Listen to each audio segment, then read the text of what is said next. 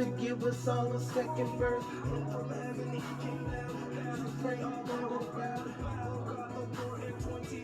Casting down the crowds, worthy Lord, you receive glory, honor, and power. So every man, woman, boy, and girl, let's make this declaration around the world.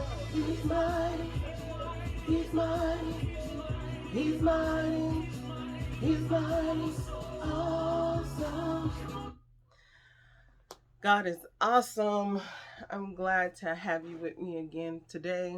Today is what, day 5 of quarantine? So I'm halfway there according to what the FAA state of Hawaii standards, 10 days. So I'm halfway there.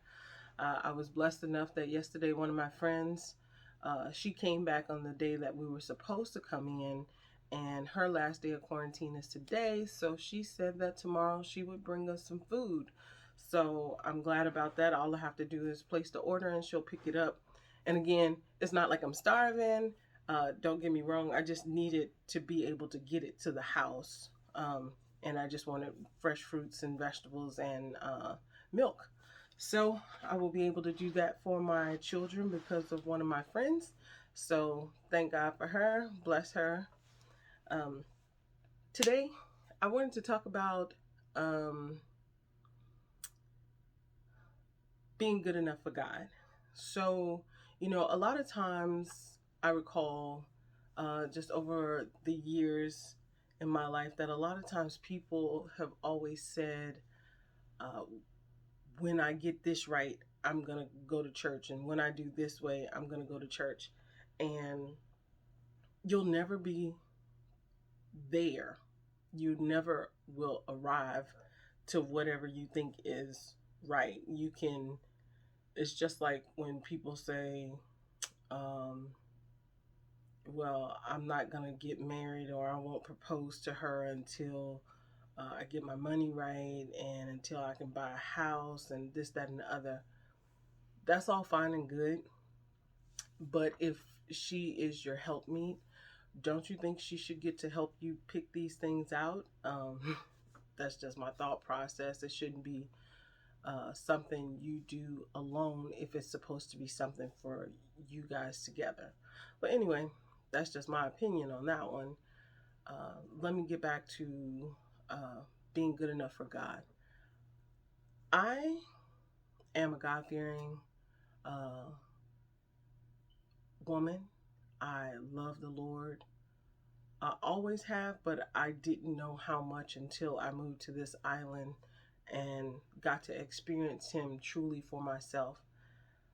But I would like to say that nobody's perfect because this morning I woke up, and the last few mornings I've been waking up with ungodly songs, and it's whatever you put in you, but not. I don't put all these songs in me. Don't get me wrong.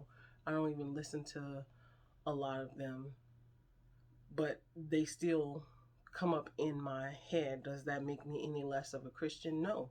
Like this morning, the song of the morning or the day that I woke up with was Body by Megan Thee Stallion. And it's like, but why? You don't even listen to that. But it's just body, yada, yada, yada. That's all I had in my head. And then Body Crazy Curvy. And it's like, why?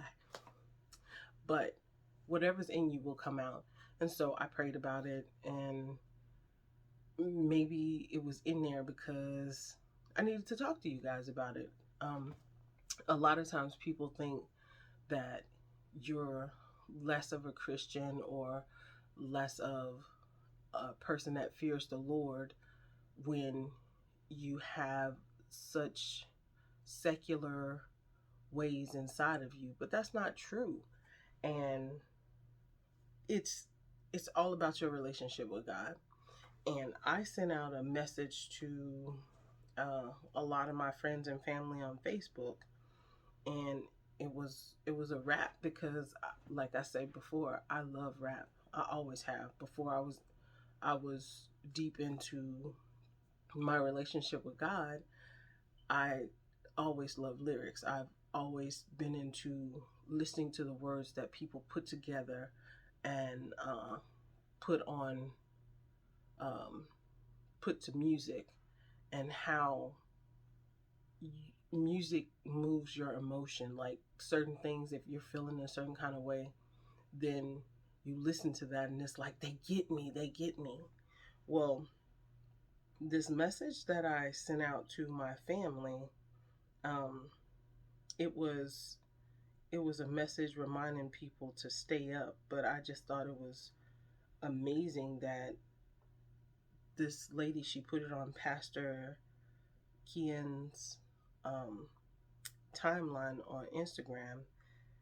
And so I want to play you it real quick because it's only like less than a minute.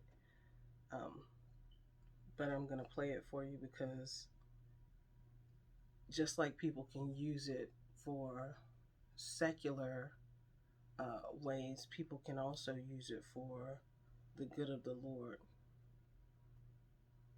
Hey, you ever been down bad?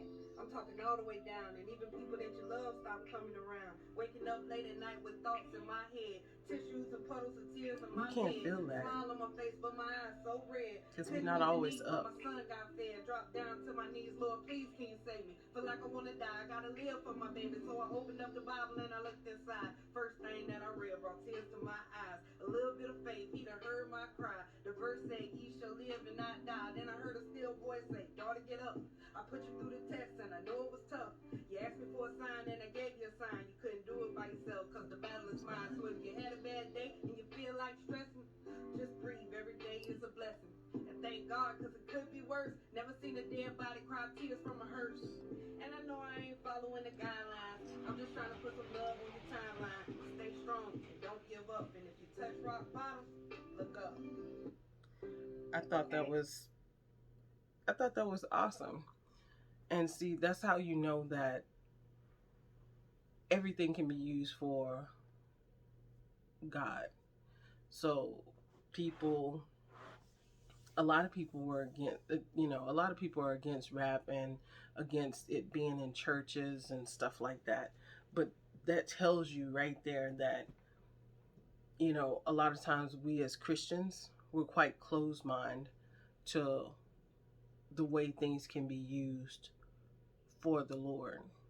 And that's an awesome um, message.